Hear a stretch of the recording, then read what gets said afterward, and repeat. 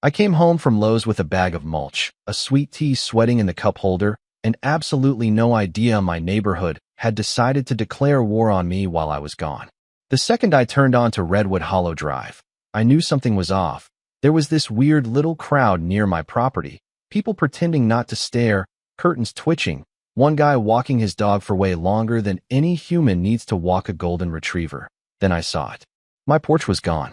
Not damaged, not taped off, not under repair, gone. Just splintered wood, busted railings, and bright orange construction tape snapping in the wind like somebody had cordoned off a crime scene.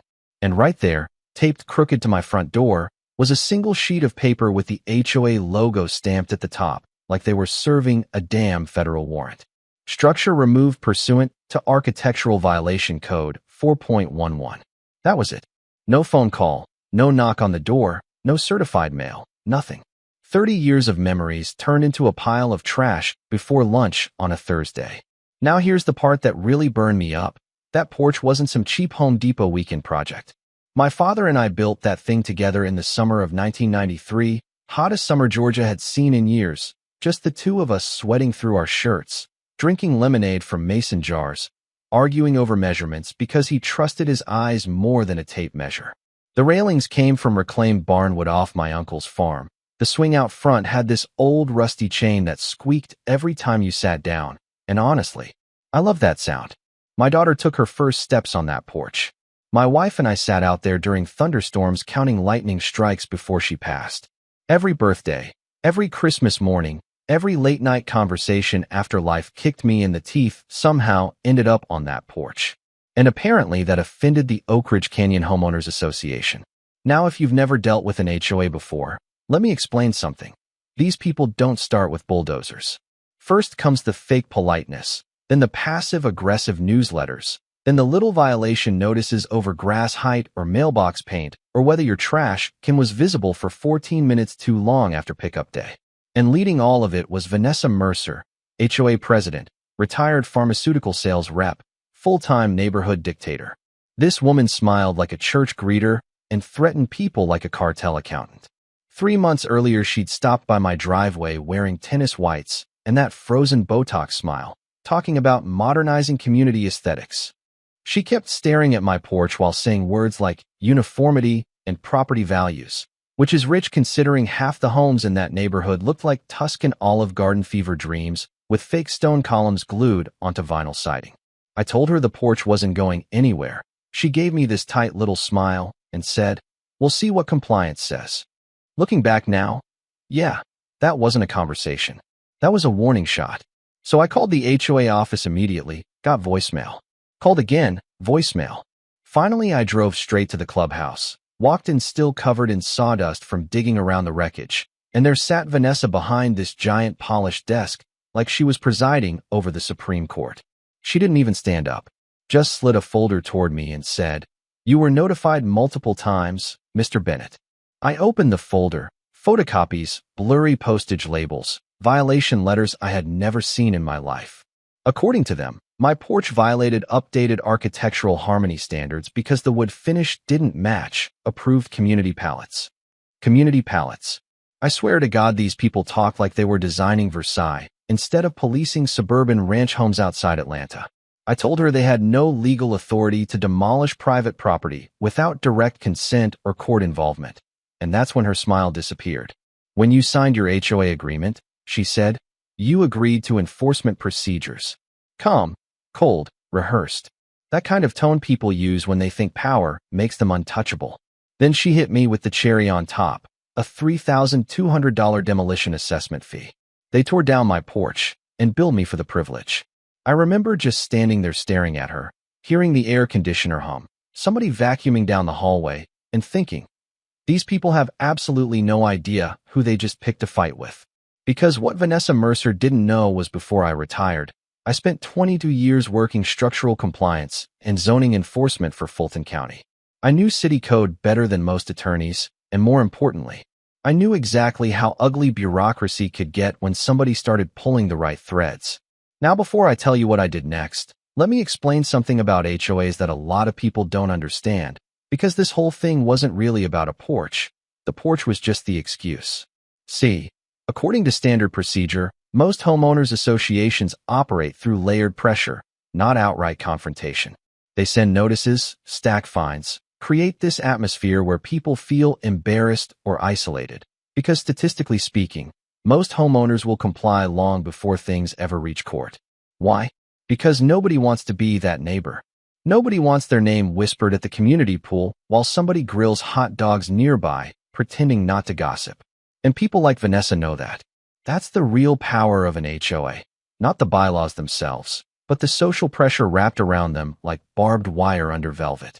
From a legal perspective, though, what they did to me was dangerously aggressive. HOAs absolutely can enforce architectural standards in many states, sure, but demolition without confirmed due process? That's where things start getting messy fast. Certified notices matter. Hearing opportunities matter. Documentation matters. And if an HOA skips steps because they assume a homeowner won't push back, they expose themselves to liability they usually aren't prepared for. But here's the psychological part nobody talks about. This is a psychological trap. Once a board starts getting away with small overreaches, they slowly convince themselves they are the authority instead of administrators. That shift changes everything. Suddenly rules stop being about protecting the neighborhood and start becoming personal ego weapons. You could see it all over Oak Ridge Canyon. Identical mailboxes, approved curtain colors, complaints over basketball hoops left out overnight. The place looked less like a community and more like a retirement kingdom run by people addicted to control. And honestly, boards like that usually survive because residents are too busy, too tired, or too intimidated to fight back. What Vanessa never realized was she had accidentally targeted the one guy in the neighborhood who understood both construction law and municipal enforcement from the inside out.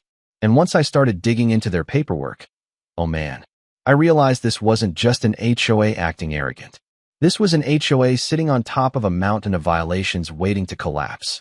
So that night, I poured myself a bourbon, sat in a folding chair where my porch swing used to be, and started reading. Not casually either, I mean full obsessive mode. HOA bylaws, county permit records, zoning maps, architectural review approvals, environmental filings. Every boring little document most people would rather eat drywall than look at. By midnight, I already knew two things. First, Vanessa Mercer and the Oak Ridge Canyon HOA board were operating way outside their actual authority. Second, they'd gotten comfortable. And comfortable people make sloppy mistakes. Around 2 in the morning, I found the first crack in the wall. Buried deep inside their amended development agreement was a clause requiring all HOA-funded structural improvements to comply with county commercial use permitting standards if shared amenities exceeded a certain occupancy threshold. That might sound complicated, but translated into normal human language, it meant every fancy little community enhancement they'd built over the years needed inspections, permits, compliance reviews, the whole circus. Problem was, they skipped half of it. The lakeside gazebo? No final electrical inspection. The upgraded tennis court lighting? Improper environmental clearance. The expanded fitness center? Wrong accessibility ramp dimensions under ADA guidelines. Tiny stuff individually, catastrophic when bundled together. And once I saw the pattern, I knew exactly how to hurt them. See, most people think revenge is yelling or lawsuits or slashing tires like some drunk ex-boyfriend movie scene. No, real revenge is paperwork. Real revenge is forcing arrogant people to obey every single rule they weaponized against everyone else. So the next Monday morning, I started making calls. Quiet calls. Professional calls. Former co-workers still working in zoning. Old inspectors. Permit clerks. People who still remembered me from my county days. I wasn't asking for favors exactly. More like directing attention. Hey, you may want to take another look at permit history over in Oak Ridge Canyon. Kinda strange that occupancy upgrades never got reclassified. Might want to verify those electrical sign-offs. Calm voice. Friendly tone. Absolute destruction underneath. Then came the filings. Formal review requests. Compliance challenges. Environmental concerns. Accessibility audits. And because I knew exactly which departments moved slower than molasses and which inspectors hated being embarrassed publicly, I timed everything perfectly. Within 3 weeks, county vehicles started appearing around the neighborhood like vultures circling roadkill. Residents panicked immediately. One morning, the community gym got slapped with a bright red stop work order because their emergency exit hardware wasn't commercial-grade compliant. 2 days later, the pool area got temporarily shut down, pending updated drainage certification. Then inspectors measured the playground mulch depth and found it 2 inches below county safety minimums. 2 inches. That's all it took. Suddenly, Oak Ridge Canyon looked less like a luxury subdivision and more like an active federal investigation.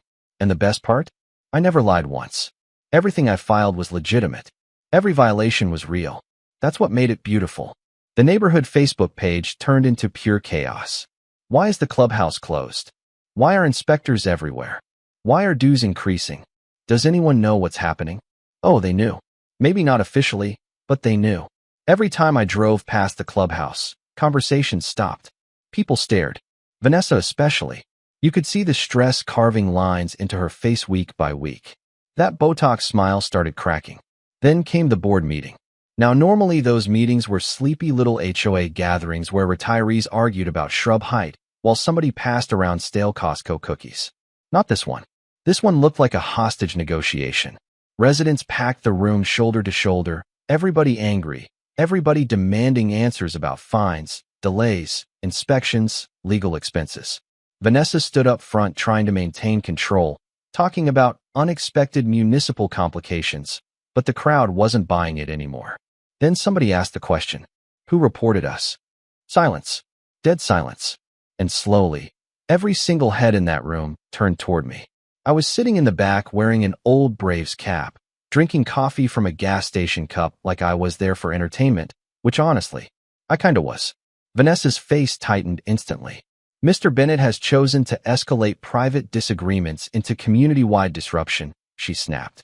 Community-wide disruption. Coming from the woman who demolished my porch while I was buying mulch. Incredible. I stood up slowly, real calm, and said, no ma'am. I just asked the county to enforce the same rules you said mattered so much. You could actually hear people murmuring after that. Because deep down, everybody there knew exactly what kind of board they'd elected. Bullies always look strong until somebody punches back publicly. Then the cracks spread fast. Residents started digging through old notices. Complaints resurfaced. One family admitted they'd been fined over backyard lighting while the HOA itself had installed non-compliant commercial fixtures at the tennis courts. Another homeowner revealed they'd been threatened over fence paint while board members approved unauthorized landscaping contracts without resident voting approval.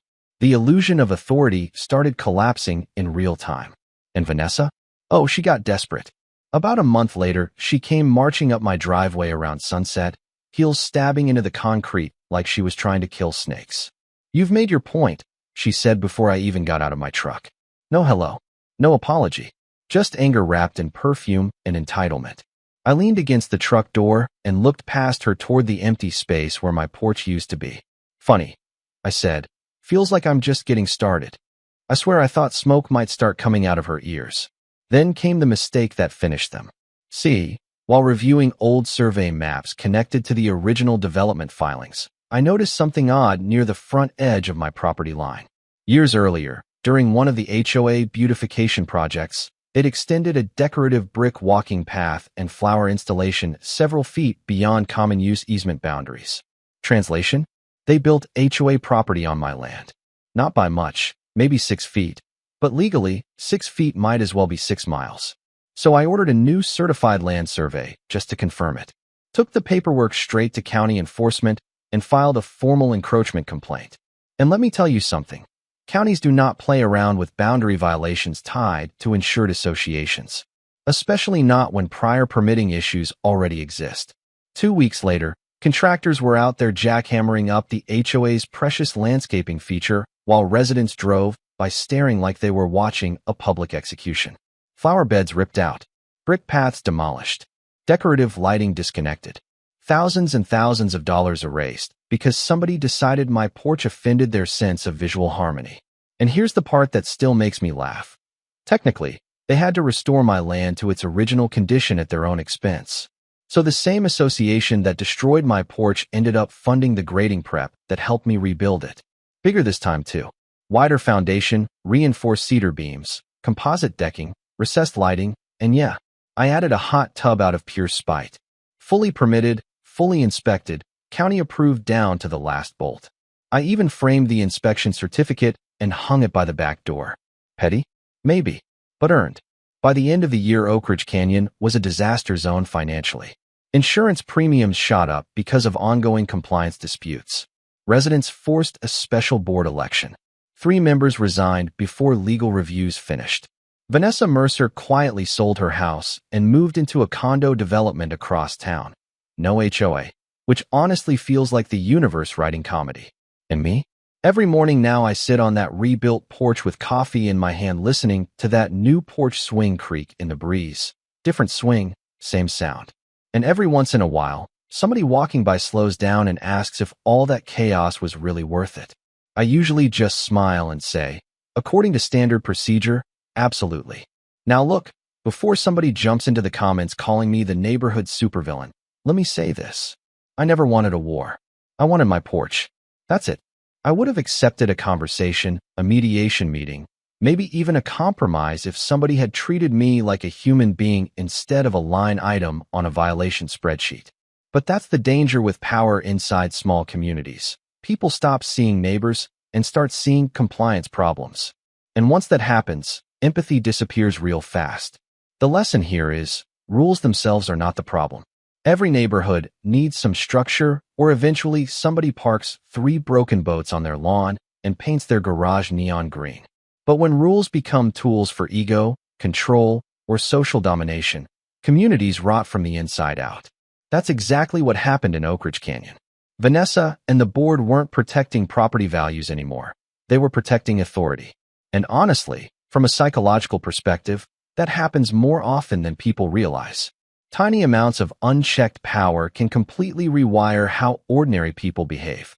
Give somebody a clipboard, a committee title, and enough neighbors too scared to push back. Suddenly, they start acting like suburban royalty. This is a psychological trap a lot of HOA boards fall into. They confuse compliance with respect. But forced obedience is not respect. It's resentment with a smile painted over it. And eventually resentment collects interest. From a legal perspective, this whole mess also proves something important most homeowners never think about. Contracts go both ways. HOA agreements absolutely give boards authority, but they also create obligations. Procedures matter. Notice requirements matter. Due process matters.